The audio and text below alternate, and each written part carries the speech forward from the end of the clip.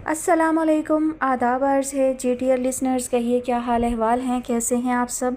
दुआ है, उम्मीद है आप सब खैरियत से होंगे। अल्हम्दुलिल्लाह मैं भी बिल्कुल खैरियत से हूँ और दुआ करती हूँ कि अल्लाह ताला आप सबको अपने हिफ्ज़ व अमान में रखे। आप किसी दुख में, किसी परेशानी में, किसी कर्ब, किसी अज़ियत, किसी आजमाइश में मुब्तला हैं, अल्लाह ताला आपके लिए आसानी पैदा फ़रमाए और अल्लाह ताला आपकी जो है तकालीफ़ और मसाइब को दूर फ़रमाए।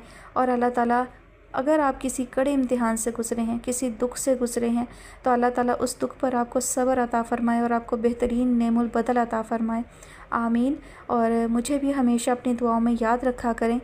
दुआओं की ज़रूरत हर वक्त हर किसी को रहती है और नहीं मालूम कि किसके हक़ में किसकी दुआ कबूल हो जाए। तो इसलिए कभी भी कोई भी आपको दुआ के लिए कहे तो उसके लिए दुआ ज़रूर कर दिया करें। ये नहीं होता कि आप ये दुआ करें कि अल्लाह ताला इसको ये दे दे, वो दे दे, इसको ये मिल जाए। आप बस ये कहा करें कि अल्लाह पाक उसकी दिली मुरादें पूरी करे। और अगर वो दिली ख्वाहिश जो है वो उसके हक़ में बेहतर नहीं है तो अल्लाह ताला बेहतर करके उसे अता फ़रमाए। और यही कि अल्लाह ताला उसकी हर परेशानी को दूर करके उसको खुशियाँ अता फ़रमाए। और जनाब, वो तमाम लोग जो चैनल पर पहली बार तशरीफ़ लाए हैं उन सबको चैनल पर खुशामदीद, बल्कि नए पुराने तमाम सुनने वालों को चैनल पर खुशामदीद है। और मेरा इसके अलावा एक और चैनल भी है, उर्दू नोवेलिया बाय निखत, तो आप लोग उसे भी विज़िट कीजिए। अगर आपको मेरे चैनल, मेरे नावल कलेक्शन पसंद आती हैं तो प्लीज़ चैनल को सब्सक्राइब ज़रूर कीजिए और शेयर भी ज़रूर कीजिएगा। और जनाब, बढ़ते हैं हम आज की कहानी की जानिब। कहानी जो है वो काफ़ी दिलचस्प लग रही है, तो देखते हैं आगे क्या होता है। तो जनाब, कहानी का नाम है हरफ़ सादा को अनायत हुआ एजाज़ का रंग। और इस कहानी की मुसन्निफ़ा जो हैं वो है अनीसा सैयद। और आज आप सुनेंगे इस कहानी की किस्त नंबर 2। और ये ज़्यादा तवील नावल जो है नहीं है, इंशाअल्लाह 4 एपिसोड में ये मुकम्मल हो जाएगा। सईद अकबर 15 दिन के लिए ऑस्ट्रेलिया चला गया और उस लड़की से दोबारा मुलाकात का इम्कान मुलतवी हो चुका था, टीना शहज़ाद। उसे ये नाम अच्छी तरह याद था। साद ने अपने तौर पर उसके बारे में मालूमात हासिल करने की कोशिश की। 2-4 दिन के अंदर ही उस लड़की के मुतालिक तमाम मालूमात उसकी टेबल पर मौजूद थीं। वो शहर के एक पोश रिहायशी एरिया में रिहाइश पजीर थी। उसकी सरपरस्त मिसिस फौजिया इस मैदान की पुरानी खिलाड़ी थी।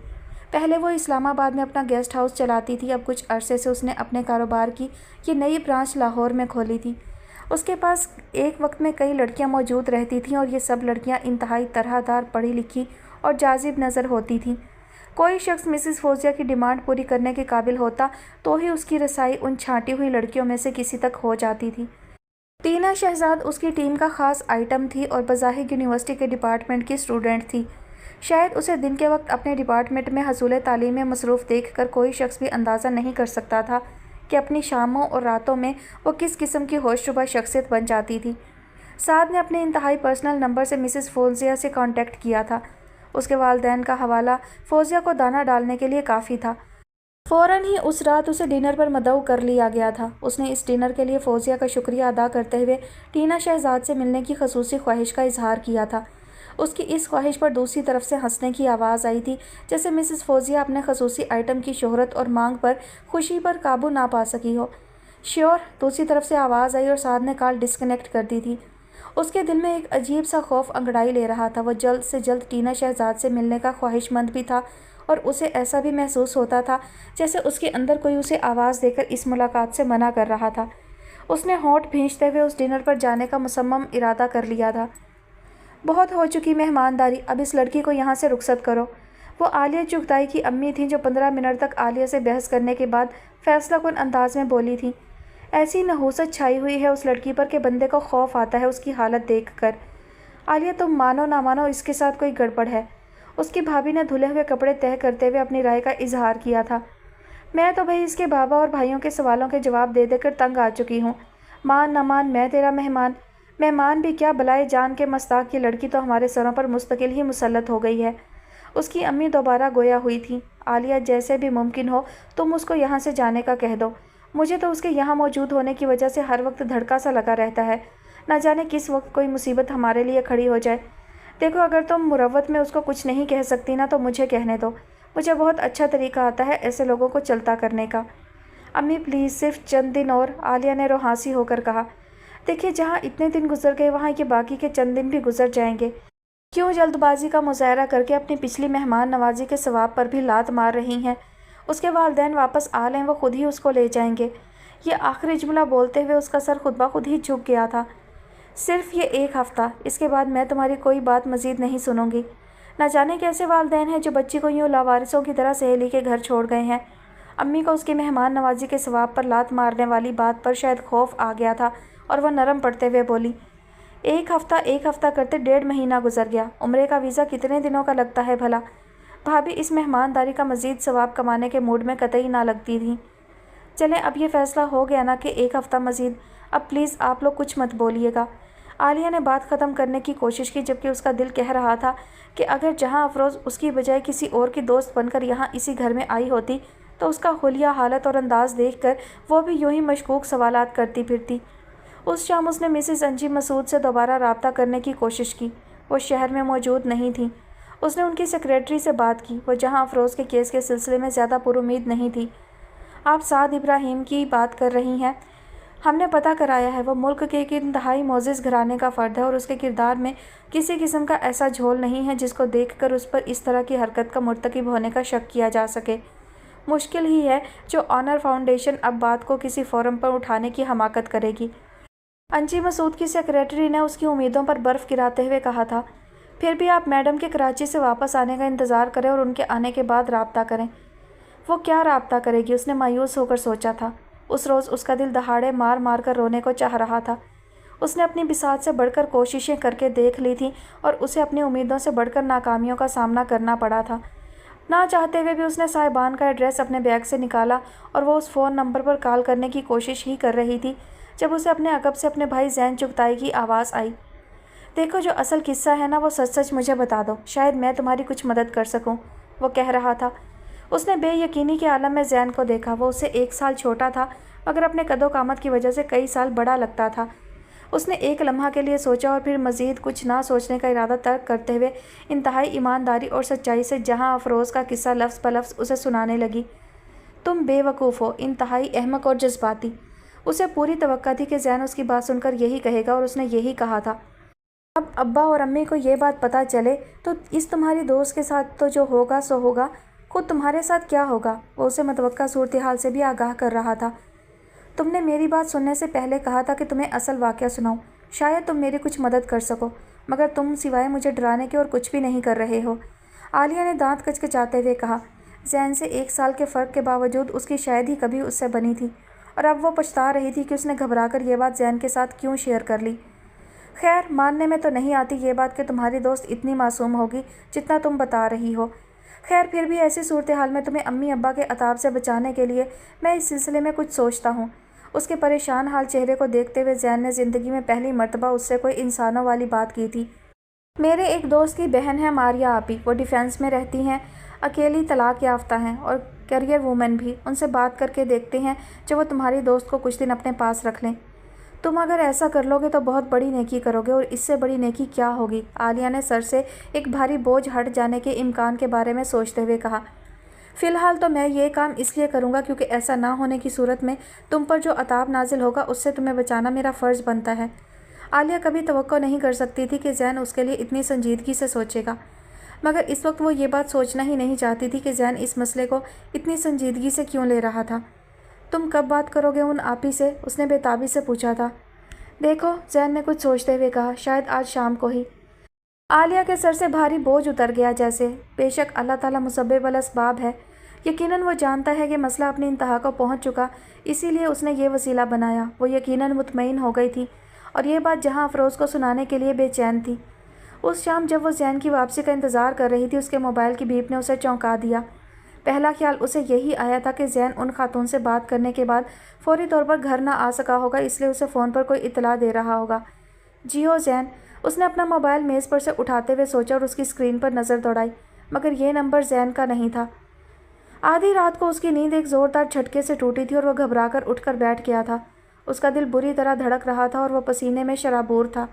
اس نے سامنے کی دیوار پر نظر دوڑائی، اے سی کی دونوں لائٹس آن تھیں اور وہ جیٹ کول پر سیٹ تھا۔ پھر اس نے سائڈ ٹیبل پر دھرے موبائل کو اٹھا کر وقت دیکھا۔ رات کے 2:30 بج رہے تھے۔ اس رات وہ تقریباً 12:30 بجے سونے کے لیے لیٹا تھا اور اسے خاصی گہری نیند آئی تھی۔ پھر وہ کیا بات تھی جس نے اسے یوں اٹھنے پر مجبور کر دیا تھا؟ اس پر عجیب سی گھبراہٹ کیوں سوار تھی؟ उसने उठकर वॉशरूम का रुख किया और पे दर पे अपने चेहरे पर ठंडे पानी के छींटे मारे थे। फिर उसने याद करने की कोशिश की उस रात उसने डिनर में क्या खाया था। फिर उसे याद आया उसने चाइनीज़ फूड खाया था, जिसका मतलब ये था कि मैदे की गिरानी के सबब उसकी ये कैफियत नहीं हुई थी।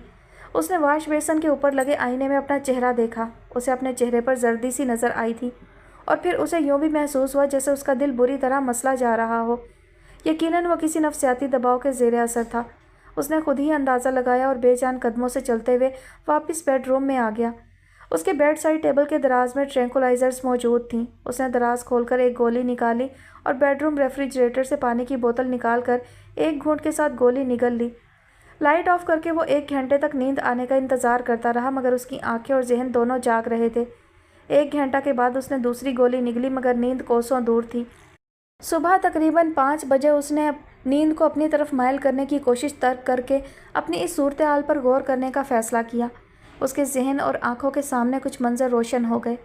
अल्फाज, आवाज़ें वो जो नामानूस नहीं थी उसके इर्द गिर्द फैल गईं। सुबह 7 बजे तक साद इब्राहिम अपनी बेचैनी, दिल के बोझ और घबराहट के सबब को अच्छी तरह जान चुका था। वो उस शाम 8:30 बजे के करीब मिसेस फौजिया के बंगले पर पहुंच चुका था। उस घर में दाखिल होने पर उसे किसी गैर मामूली बात का एहसास नहीं हुआ था, जबकि उसका ख्याल था कि ऐसे घरों में जहां इस किस्म का कारोबार होता है यकीनन रूटीन से हटकर कुछ होता होगा। उसने चौकीदार को अपना विजिटिंग कार्ड पकड़ाया और खुद उस लश ग्रीन घास वाले लॉन में रखी खूबसूरत और नाजुक कुर्सियों में से एक पर बैठ गया। लॉन में करीबन 5 जगहों पर लाइट पोल्स नस्ब थे और उन पर रोशनियां जगमगा रही थीं। वो बगौर अपने इर्द गिर्द की हर चीज़ का मुआयना कर रहा था जब अंदर से उसका बुलावा आ गया। उस घर का इंटीरियर इंतहाई खूबसूरत था। उसने दिल ही दिल में इस ज़ौक़ वाले बंदे को दाद दी जिसने इसको सजाया था। वो लाउंज टाइप कोई कमरा था जिसमें लगे सोफ़ों की कतारों में से एक सोफ़े पर मिसिस फौजिया बैठी थी। इंतहाई खुले गले के बगैर आस्तीन के मुख्तसर से ब्लाउज़ पर शिफॉन की बारीक प्रिंटेड साड़ी में मलबूस। साद खुद भी समझ नहीं सका था कि उस औरत को देखकर उसका दिल क्यों मतला गया था। वो उसे इंतहाई प्रोफेशनल अंदाज में मुस्कुराते हुए खुश आमदीद कह रही थी। कालबंद साद के अकब में उसे नोटों की गड्डियाँ, हीरे जवाहरात और आसाइशात नज़र आ रही थी, वरना सुना था कि वो आम आदमी को लिफ्ट नहीं करवाती थी। आपका यहाँ आना ज़हे नसीब, वो कह रही थी। साद ने इस किस्म की औरतों के मुँह से तकरीबन इसी किस्म के डायलॉग्स सुने थे। शायद इसीलिए उसे मिसेस फौजिया के मुँह से निकलने वाले इन डायलॉग्स पर किसी नएपन का एहसास नहीं हुआ था। उसने उसके सामने बैठे उस आधे घंटे में तकरीबन 10 मरतबा अपने रिस्ट वॉच पर नज़र डाली थी। वो उसको गालबन टीना शहजाद के लिए उसकी बेचैनी समझी थी और ज़ेर लब बड़े मानी ख़ैज़ अंदाज में मुस्कुरा रही थी। टीना शहजाद को वहाँ बुलाने में देर करके वो शायद उसके शौक़ को हवा देना चाहती थी। साद इब्राहिम साहब, टीना की आज की रात आपके लिए बुक हो चुकी, मगर हम एडवांस पेमेंट पर यकीन रखते हैं। इस बात का बुरा ना मानिएगा, हर कारोबार के कुछ असूल होते हैं। यकीनन, साद ने भारी आवाज़ में कहा। वो इस माहौल से न जाने क्यों फेड अप हो रहा था। आप मिस टीना को बुलवाइए, पेमेंट मैं उनकी मौजूदगी में अभी कर दूंगा। मिसेस फौजिया के चेहरे का जाविया एक लम्हे के लिए बिगड़ा था, मगर फिर उसने फ़ौरन ही दुरुस्त कर लिया। फिर अपने मोबाइल पर उसने कोई नंबर मिलाया था। ये गालबन महज बेल ही थी, क्योंकि बगैर बात किए कुछ देर बाद उसने मोबाइल बंद कर दिया था। आपकी शख्सियत शानदार है, आप बेहद हैंडसम और मर्दाना वजाहत का आला नमूना है। फिर उसने मुस्कुरा कर कहा था। साद के लिए ये नई इतला नहीं थी, मुरव्वतन भी शुक्रिया नहीं कहा। वो खुद पर कंट्रोल कर रहा था। टिक टिक की आवाज़ के साथ हाई हील पर पाँव जमाए कोई सीढ़ियों से उतरा। साद ने एक गहरी नज़र आने वाली पर डाली, वो भी बगैर आस्तीन की मुख्तसर सी शर्ट और ट्राउज़र में मलबूस थी। उसकी शर्ट के रंग खासे शौक थे और उसका मेकअप भी। आओ भाई टीना, तुम्हारे मेहमान खासे बेचैन हैं, फौजिया ने मुस्कुरा कर कहा था और वो एक अदाए दिल बराना के साथ साद के बिल्कुल साथ आकर बैठ गई। आप टीना शहजाद हैं? कुछ लम्हों की खामोशी के बाद कमरे में साद की आवाज़ उभरी थी। आपको यकीन नहीं आ रहा क्या? वो उसके शाने पर बाजू जमा कर बोली थी। कितनी पेमेंट करनी है मुझे? एक गहरा सांस लेकर साद ने मिसेस फौजिया को मुखातिब किया था। उसके बताने पर उसने जेब से एक ब्लैंक चेक निकालकर उस पर वो रकम लिखने के बाद अपने दस्तखत किए और चेक मिसेस फौजिया की तरफ बढ़ा दिया। शुक्रिया, वो मुस्कुराई और उठकर जाने के लिए अपनी जगह से हिली। प्लीज़, साद ने उसे हाथ के इशारे से रोका और इंतहाई नरमी से अपने शाने से टीना का बाजू हटाकर खड़ा हो गया। यह अदायगी आपका कीमती वक्त लेने की है, मैं अब चलूँगा। वो उन दोनों को हैरत से अपनी तरफ देखता छोड़कर कमरे से बाहर निकल गया था। सईद, वो लड़की जो उस रोज़ तुम्हारे अपार्टमेंट में मौजूद थी वो टीना शहजाद नहीं थी। उसके ठीक 5 दिन बाद वो सईद अकबर से उसके ऑफिस में बैठा बहस में उलझा हुआ था। कम ऑन यार, ये कैसे हो सकता है? سعید یہ بات ماننے کو تیار نہیں تھا۔ جواب میں اس نے مختصر اسے اپنی مسز فوزیہ اور ٹینا سے ملاقات کا احوال سنایا۔ اچھا 1 منٹ ٹھہرو، میں ابھی چیک کر لیتا ہوں۔ سعید نے اس کی بات سننے کے بعد اپنے موبائل پر کسی کا نمبر ملایا اور دوسری طرف والے بندے سے مخاطب ہوا۔ اس کی یہ گفتگو پشتو زبان میں ہو رہی تھی جس کا ایک لفظ بھی اس کے پلے نہیں پڑا تھا۔ تقریباً 15 منٹ بعد سعید نے موبائل بند کر کے اس کی طرف دیکھا۔ تم ٹھیک کہہ رہے ہو، وہ ٹینا نہیں تھی۔ پھر وہ کون تھی اور وہاں کیسے پہنچ گئی؟ ٹینا روزانہ نادر خان کی ٹیکسی پر گھر جاتی ہے۔ اس روز نادر خان بیمار تھا۔ جب میں نے اسے ٹینا کو اپنے اپارٹمنٹ پر لے آنے کے لیے کہا تھا، اس کی جگہ اس کا دوست سمیع خان ٹیکسی چلا رہا تھا۔ نادر خان نے اسے ٹینا کے اسٹاپ اور وقت کے بارے میں بتا دیا تھا اور یہ بھی بتایا تھا کہ اس کے ہاتھ میں چند کتابیں یا ایک فائل ہوگی۔ یہ روزانہ کا معمول تھا۔ سمیع خان کو یہ بھی بتایا گیا تھا کہ لڑکی اپنے روٹ سے ہٹ کر کہیں اور لے جانے پر جھگڑا کرے گی، شور مچائے گی، گالیاں دے گی، مگر اسے پرواہ نہیں کرنی، اور ایسا ہی ہوا تھا۔ لڑکی کو سمیع خان نے اپارٹمنٹ میں موجود حیات خان کے حوالے کیا تھا۔ اس وقت تک وہ تقریباً بے ہوش ہو چکی تھی۔ ان دونوں کو اسے دونوں بازوؤں سے پکڑ کر اندر لانا پڑا تھا۔ تمہیں پتہ ہے تمہاری یہ ناقص منصوبہ بندی اور حد سے بڑی ہوئی خود اعتمادی کیا گل کھلا چکی ہے؟ سعید سے یہ ساری تفصیل سن کر سعد اس پر برسا۔ دیکھو مجھے کیا معلوم تھا کہ اس روز ٹینا وہاں نہیں پہنچے گی اور کوئی اور لڑکی وہ ٹیکسی روک لے گی۔ نادر خان ہوتا تو یہ غلطی کبھی نہ ہوتی، سعید نے لاپرواہی سے کہا۔ ویسے تم بھی خوب ہو، تمہیں پیشہ ور لڑکی اور دوسری لڑکی میں کوئی فرق نہیں لگا۔ ٹھہرو میں ذرا ٹینا سے بھی یہ بات کنفرم کر لوں۔ پھر اس نے ٹینا کا نمبر ملایا۔ وہ کہہ رہی ہے کہ میری طرف اس کی کوئی پیمنٹ باقی نہیں ہے، سو یہ تو بالکل کلیئر ہے کہ وہ لڑکی ٹینا نہیں تھی۔ فون بند کر کے اس نے وہ بات بتائی جو سعد پہلے سے جانتا تھا۔ ہاں تمہارا ذکر وہ بہت اشتیاق سے کر رہی تھی، کہہ رہی تھی کہ تمہارا یہ دوست شاید روزہ رکھنے کی پریکٹس کر رہا ہے، مطلب کہ اشیاء سامنے دیکھ کر بھی بھوکا چلا جاتا ہے۔ پھر اس نے سعد کو آنکھ مارتے ہوئے کہا، مگر سعد اب اس کی بات نہیں سن رہا تھا۔ وہ اس وقت کو کوس رہا تھا جب وہ سعید کے کہنے پر زندگی کے نئے نئے رنگ دریافت کرنے نکل کھڑا ہوا تھا۔ وہ لڑکی جو غلطی سے وہاں پہنچا دی گئی سعید، اس کا پتہ ہے تمہیں؟ پھر اس نے پوچھا۔ نہیں، سعید نے شانے اچکا کر کہا۔ نہ جانے کون تھی خاتون، وہ شاید اس کا برا دن تھا۔ اس کا پتہ چلاؤ تم، وہ کون تھی، کہاں رہتی ہے؟ یقیناً وہ بھی اسی جگہ کہیں اسٹوڈنٹ ہی ہوگی نا؟ سعد نے بلند آواز میں کہا۔ آرام سے یار، سعید نے ہاتھ اٹھا کر کہا۔ جذباتی ہونے کی کیا ضرورت ہے؟ جو بھی تھی اس نے اس کے بعد تم سے یا مجھ سے رابطہ تو نہیں کیا نا؟ اس کا مطلب ہے کہ وہ اس حقیقت کو قبول کر چکی ہے۔ حقیقت کو قبول کرنے کے بچے، تمہیں کیا پتہ تمہاری اس حماقت کی وجہ سے کسی کا کتنا نقصان ہو چکا ہوگا۔ مجھے خود وہ مڈل کلاس کی ایک عام سی لڑکی لگی تھی اور میں تمہارے زمین و آسمان کے کلابوں پر حیران بھی تھا، مگر میری عقل بھی تمہاری گفتگو کے جال نے پھنسا رکھی تھی۔ وہ نہ جانے کون تھی اور ایک رات گھر سے غائب رہنے کی پاداش میں نہ جانے اس کے ساتھ کیا ہوا ہوگا۔ کچھ بھی نہیں ہوا ہوگا، سعید نے بے نیازی سے کہا۔ یہ لڑکیوں کی ساری لاٹ تو ایک جیسی ہوتی ہے، اسے کچھ ہوا ہوتا تو اب تک خبر آ چکی ہوتی۔ مڈل کلاس کے لوگ تو یوں بھی اپنی عزتیں چھپاتے پھرتے ہیں۔ سعید مجھے اس لڑکی کے متعلق پتہ کر کے بتاؤ، سعد نے اس کی کسی بھی بات کا نوٹس نہ لیتے ہوئے کہا۔ ٹھیک ہے پتہ کر لیتے ہیں، سعد اس کے تیور دیکھ کر بولا، اور جو نقصان نفع وہ بتائے گی اس کو پورا کر دیں گے۔ روکھڑا، اس نے چٹکیوں سے اشارہ کرتے ہوئے کہا۔ روکھڑا میری جان، سب مسئلوں کا حل ہے اور سب کی ضرورت بھی۔ امید ہے کہ اس حماقت کے عوض چند روپے تمہاری تسلی کروا دیں گے۔ تم اس کا پتہ کروا کے بتاؤ گے مجھے؟ سعد ہنوز سنجیدہ تھا۔ یقیناً آج شام تک۔ ٹھیک ہے میں انتظار کروں گا، وہ اٹھتے ہوئے بولا۔ اس شام تک سعید لڑکی کے بارے میں کچھ معلوم نہ کروا سکا تھا، ماں سوائے اس کے کہ انگلش ڈپارٹمنٹ کی ایک لڑکی پچھلے کئی دن سے غیر حاضر تھی۔ وجہ کسی کو معلوم نہ تھی، اور اسی رات سے سعد ابراہیم کو نیند نہ آنے کی بیماری نے آ گھیرا تھا۔ وہ بے حد حقیقت پسند اور سخت مزاج لڑکا تھا۔ بہت کم باتیں اس کو جذباتی کرنے میں کامیاب ہو پاتی تھیں، مگر اس کی نفسیات اس ایک واقعے کی باز گشت کے آگے جیسے سرنڈر کرتی جا رہی تھی۔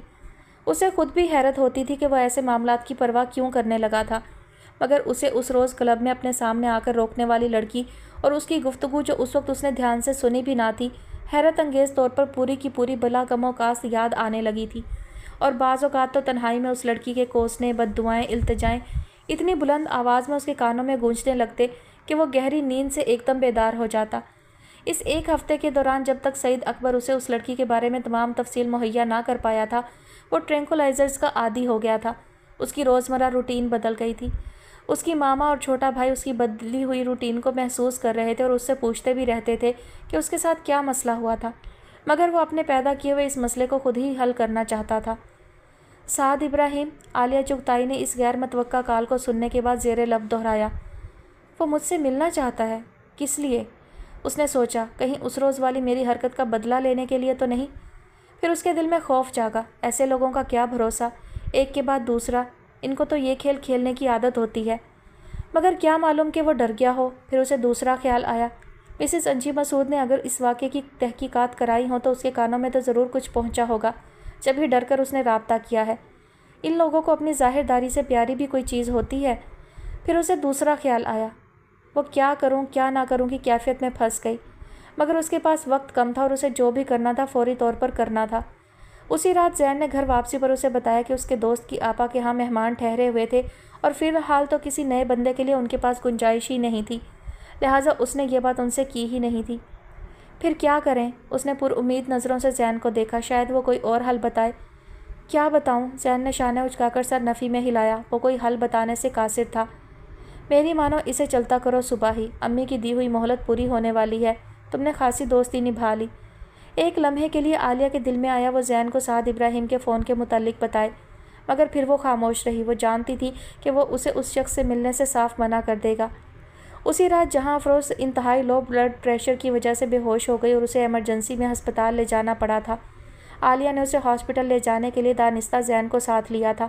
کم از کم وہ کوئی الٹے سیدھے سوال تو نہ کرتا، وہ اس کی ممنون تھی۔ عمر بھر اس کے ساتھ ایک پل نہ بننے والے بھائی نے اس موقع پر کم از کم اتنا تو ساتھ دیا تھا کہ اس سے سن کر کسی اور کو نہیں بتایا تھا۔ ہاسپٹل سے واپسی پر جہاں افروز کو اس کے کمرے میں لٹا کر باہر آتے ہوئے اسے سب گھر والوں کے انتہائی خراب موڈ نے سعد ابراہیم سے مل لینے کا فیصلہ کرنے پر مجبور کر دیا۔ یہ آخری پلان تھا جس پر عمل کرنے کا فیصلہ اسے کرنا پڑا تھا۔ مسز انجی مسعود، سعد ابراہیم نے یہ نام سن کر استہزائیہ قہقہہ لگایا تھا۔ تمہارا خیال ہے کہ میں اس قسم کی کوششوں سے ڈر کر تم سے رابطہ کر رہا تھا؟ عالیہ جگتائی اس وقت اسی کلب کے مستقل ممبرز والے لاؤنج میں اسی ٹیبل پر اس کے سامنے بیٹھی تھی جس پر بیٹھے بیٹھے اس نے اپنا مدعا کچھ دن پہلے سعد کے گوش گزار کیا تھا۔ آئی ڈیم کیئر، اس نے اپنے ٹینس ریکٹ کے کور سے نامحسوس گرد جھاڑتے ہوئے کہا۔ مسز انجی مسعود مجھے اور میری فیملی کو اچھی طرح جانتی ہیں اور ان پر میرے فادر کے اتنے احسانات ہیں کہ وہ کسی سے میرے متعلق ایسی خبر سن کر اسے پاس سے گزرنے والی ہوا سے بھی شیئر کرنے کا سوچ ہی نہیں سکتی۔ وہ کیا، شہر کی بلکہ اس ملک کی کسی بھی ایسی تنظیم میں چلی جاؤ اور یہ معاملہ اٹھا کر دیکھ لو، جو کوئی سن لے تمہاری۔ پھر تم نے مجھے یہاں کیوں بلایا ہے؟ عالیہ کو اس کے لہجے کی استہزاء نے برا فروختہ کر دیا۔ اس لیے کہ وہ لڑکی جہاں افروز تمہارے پاس ٹھہری ہوئی ہے۔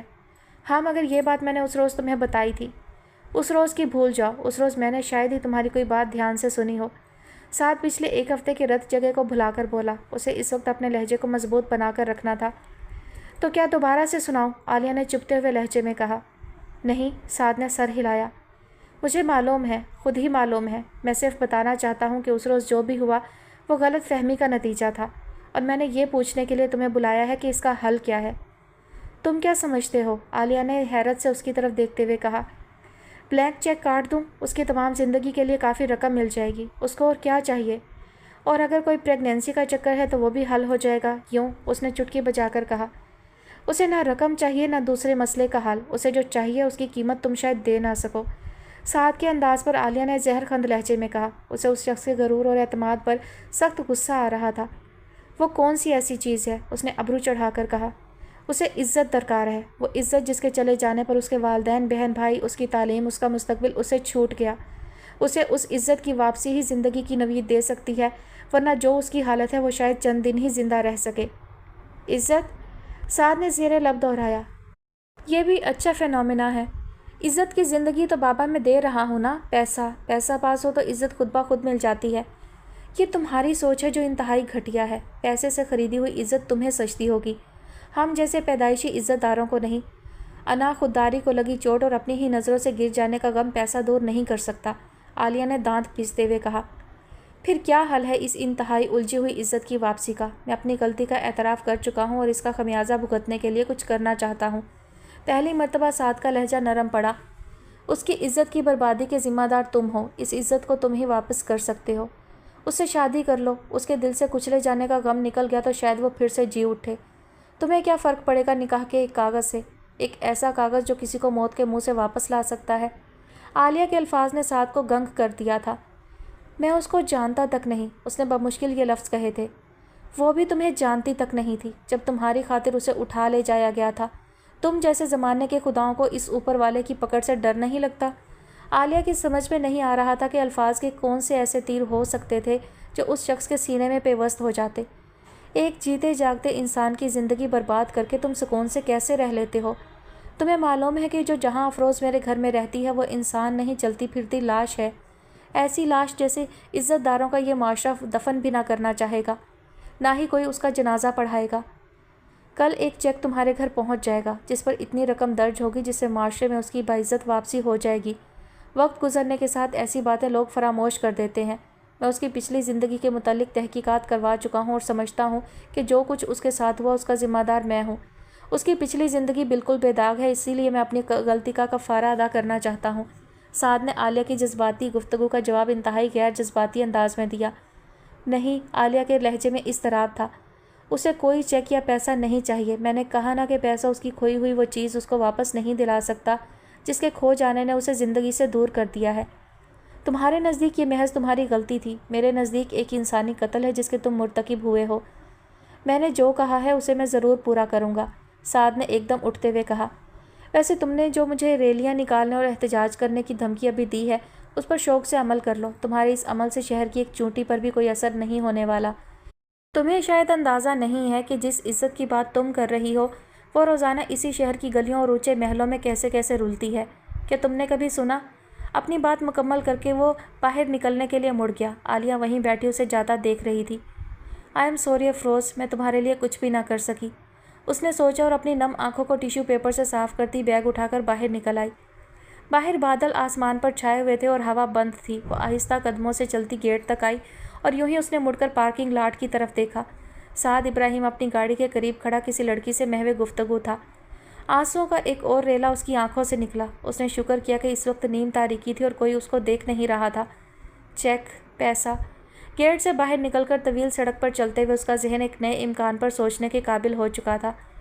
پیسے سے گھر خریدا جا سکتا ہے، چند دن تک زندگی کا سامان کیا جا سکتا ہے، فوری طور پر اسے سر چھپانے کی جگہ مل جائے، چند دن وہ سکون سے کہیں بیٹھ جائے تو شاید کچھ اور سبیل زندگی کے لیے نکل آئے۔ یہ نیا امکان قابل غور تھا اور اس پر مزید سوچا جا سکتا تھا۔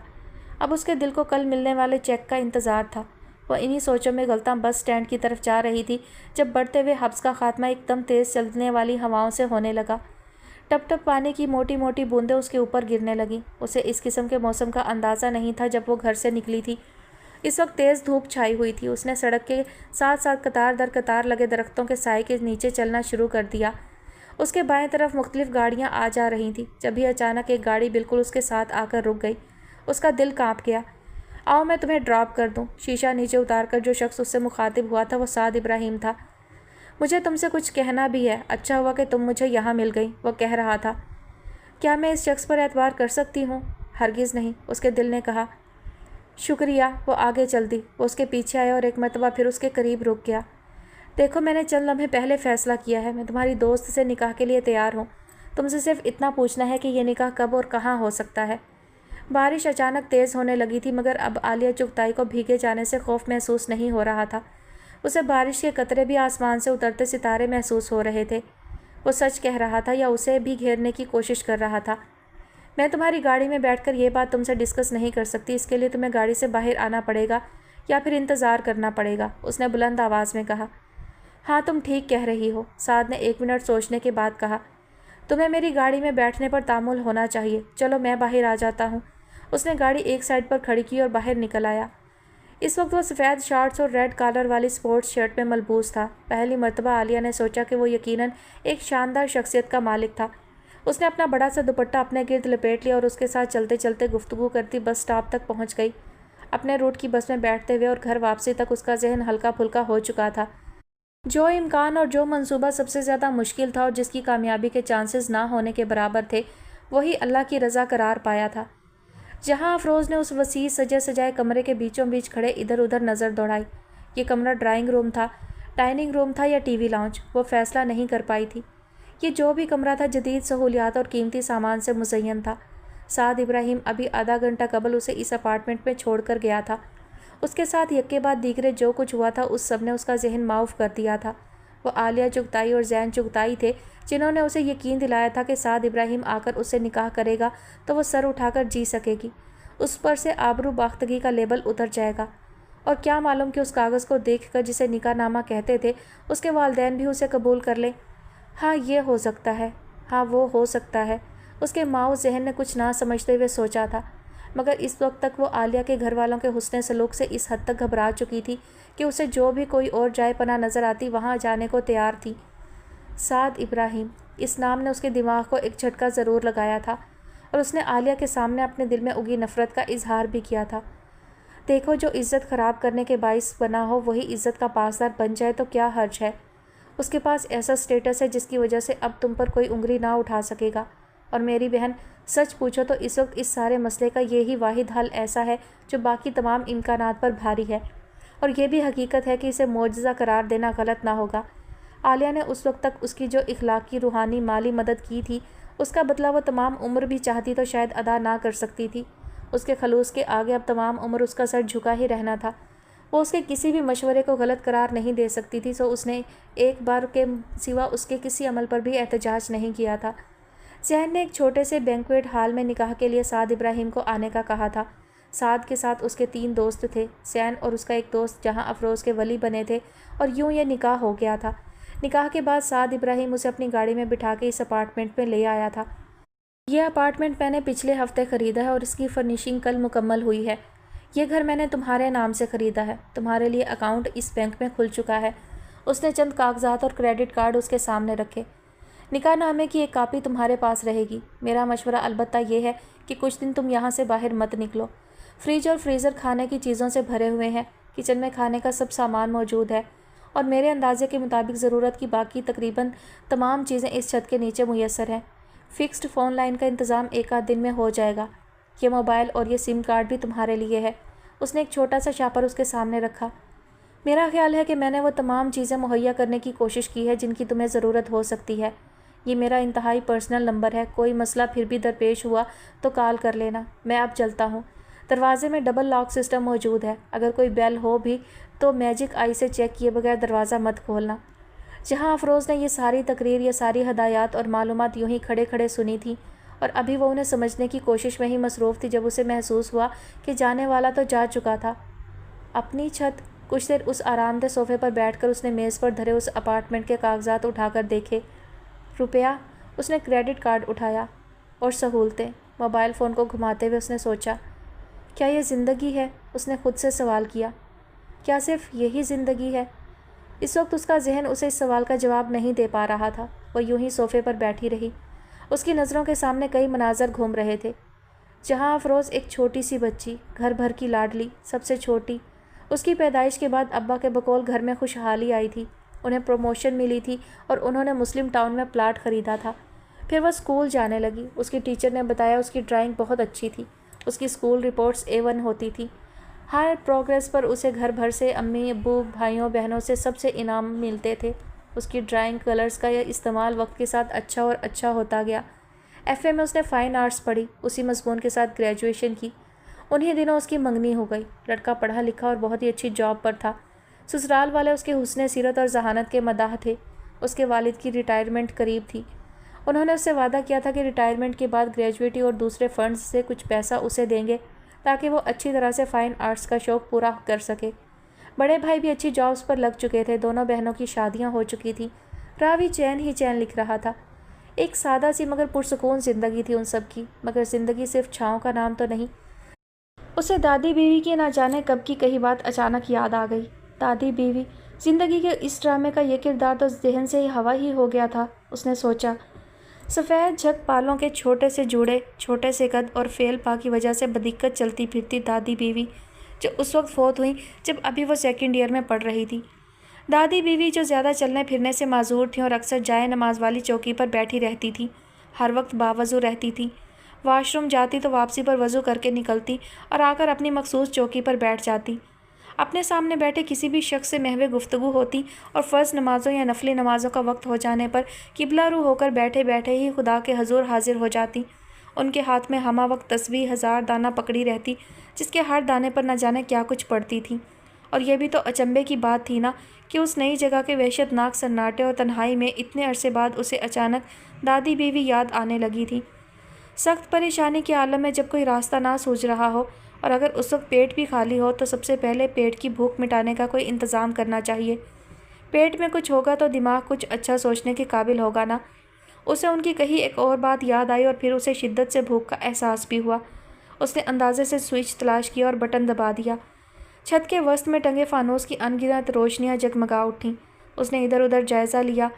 سامنے کے لمبے لمبے دریچوں پر بھاری پردے پڑے تھے اور غالباً 3 ٹن کا اے سی کمرے کو خاصا ٹھنڈا کر چکا تھا۔ اس نے اس سمت کا رخ کیا جہاں ڈائننگ ٹیبل سجی ہوئی تھی۔ اس کے ساتھ ہی ایک دروازہ تھا۔ وہ اس دروازے سے اندر داخل ہوئی۔ دروازے کے ساتھ نظر آنے والے بورڈ کے سارے سوئچ دبا دیے۔ یہ کمرہ بھی روشن ہو گیا۔ یہ کچن تھا، امریکن سٹائل کچن، ضرورت کی تمام چیزوں سے سجا تھا۔ اس کمرے میں تازہ روغن اور لکڑی کی بو پھیلی ہوئی تھی۔ اس کی فنشنگ غالباً کل ہی مکمل ہوئی تھی۔ اس کچن کے ایک سائڈ پر پڑا فریزر گھرر گھرر کی آواز دے رہا تھا اور اس کے ساتھ ہی ایک فل سائز فریج بھی تھا۔ اس نے فریزر کا شیشہ ہٹایا۔ وہ ٹن بند کھانوں اور فوائل میں لپٹے سنیکس سے اٹا پڑا تھا۔ فریج میں جوسز اور منرل واٹر کی بوتلیں۔ اس نے کچھ پکے ہوئے کھانے کے پیک نکالے اور مائکرو ویو اوون کی طرف بڑھی۔ اس نے ٹائم سیٹ کیا اور اسے آن کر دیا۔ وہ یہ سب یوں کر رہی تھی جیسے یہ اس کا معمول ہو۔ اسے نہ گھبراہٹ ہو رہی تھی نہ ہی خوف آ رہا تھا۔ کھانا اور اسپرائٹ کا ٹین لے کر وہ اس بڑے کمرے میں آ گئی۔ ڈائننگ ٹیبل پر بیٹھ کر اس نے سکون سے کھانا کھایا۔ کھانا کھانے کے بعد واپس کچن میں آئی تو اسے الیکٹرک کیٹل نظر آئی۔ اس نے سارے کیبنٹس کھول کر دیکھے۔ وہ دالوں، مسالوں اور ضرورت کے برتنوں سے سجے تھے۔ اس نے ٹی بیگز کا ڈبہ اور ٹی وائٹنر کا پیک نکالا اور اپنے لیے چائے بنائی۔ اسے نہ تنہائی نے کاٹا نہ سناٹے نے ڈرایا۔ جو کچھ اس نے عالیہ کے گھر میں بھگتا تھا، فی الحال وہ اس سے نجات پر مطمئن تھی۔ آگے کا سوچنے کے لیے رات پڑی تھی، ایک نہیں کئی طویل راتیں، جہاں افروز اس طویل رات کو 1 منٹ کے لیے سو نہ سکی تھی۔ پیٹ کی بھوک مٹ چکی تھی اور چائے کے مگ نے اس کی تمام حسیات کو جگا دیا تھا۔ پھر اسے اس روز کا واقعہ یاد آیا جب وہ ٹیکسی والا مسلم ٹاؤن کے بجائے کہیں اور لے جا رہا تھا۔ وہ شور مچا رہی تھی، احتجاج کر رہی تھی، مگر اس نے فل والیوم میں ریڈیو آن کیا ہوا تھا اور ٹیکسی کے دروازے لاکڈ تھے، اس کے شیشے بھی بند تھے۔ ارد گرد بھاگتی ٹریفک اور پیدل چلنے والوں میں سے ایک نے بھی اس کے واویلے کا نوٹس نہیں لیا تھا۔ اس کے ہاتھ پاؤں کھلے تھے مگر ٹیکسی کا سارا کنٹرول ڈرائیور کے ہاتھ میں تھا۔ وہ ٹیکسی ایک کم آباد رہائشی علاقے میں داخل ہو گئی اور رہائشی اپارٹمنٹس کے باہر جا رکی۔ یہاں کوئی بھی نہیں تھا ماں سوائے ایک چوکیدار اور ایک آدمی کے۔ ان دونوں نے مل کر اس کے منہ پر کپڑا باندھ دیا تھا اور اسے بازوؤں میں اٹھا کر سیڑھیوں سے اوپر لے گئے تھے۔ شاید یہ فلیٹس اتنے نئے تھے کہ ابھی اس کا کوئی بھی اپارٹمنٹ آباد نہیں ہوا تھا۔ یہ ایک مختصر اپارٹمنٹ تھا جہاں بہت کم سامان موجود تھا۔ وہ دونوں اسے وہاں چھوڑ کر باہر نکلنے لگے تھے۔ وہ ان کے پیچھے بھاگی تھی مگر وہ دروازہ باہر سے لاک کر چکے تھے۔ اس نے اس کمرے کی ساری کھڑکیاں دیکھیں۔ وہ کمرہ نہ جانے کون سی منزل پر تھا کیونکہ زمین اسے بہت دور نظر آئی تھی۔ اسے کچھ سمجھ میں نہیں آ رہا تھا کہ اس کے ساتھ ایسا کیوں ہوا۔ اس کے گھر کے کسی بھی فرد کی کسی سے ایسی دشمنی نہیں تھی جس کے نتیجے میں اس کے ساتھ ایسا کیا جاتا۔ اس کا بیگ اور کتابیں ٹیکسی میں ہی رہ گئی تھیں۔ وہ لرزتی کانپتی آنسو بہاتی صوفے پر پاؤں رکھے بیٹھی رہی۔ کافی دیر بعد بیرونی دروازے کھلنے کی آواز آئی۔ اس نے سہم کر مزید سمٹتے ہوئے خوفزدہ نظروں سے دروازے کی طرف دیکھا۔ اندر آنے والا اپنے ساتھ کیا لا رہا تھا، رہائی اور امید یا رسوائی اور نا امیدی؟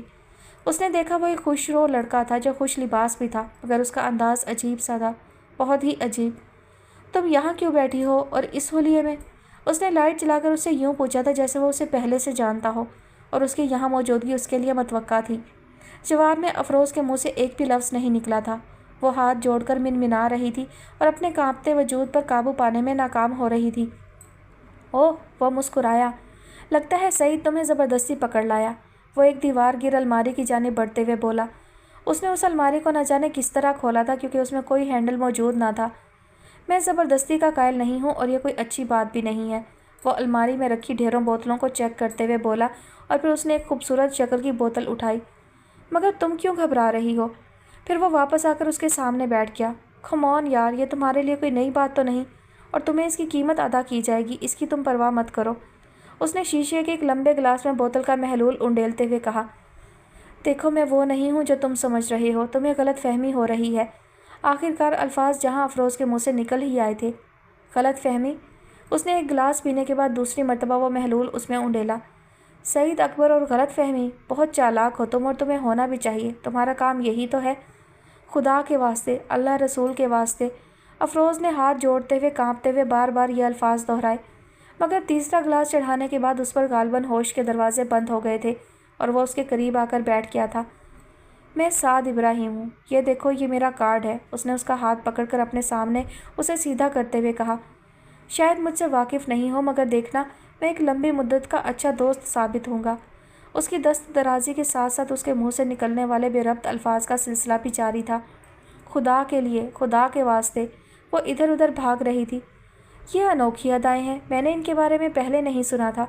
उसने उस पर काबू पाने की कोशिश में थक कर सोफे पर गिरते हुए कहा और एक और गिलास चढ़ा लिया। अब उसके इरादे और अमल में लड़खड़ाहट नहीं रही थी। उसने एक जस्त लगाकर कोने में घुसी अफरोज़ को पकड़ा था और घसीटते हुए बेडरूम में ले आया था। उसके बाद शैतान का राज हो गया।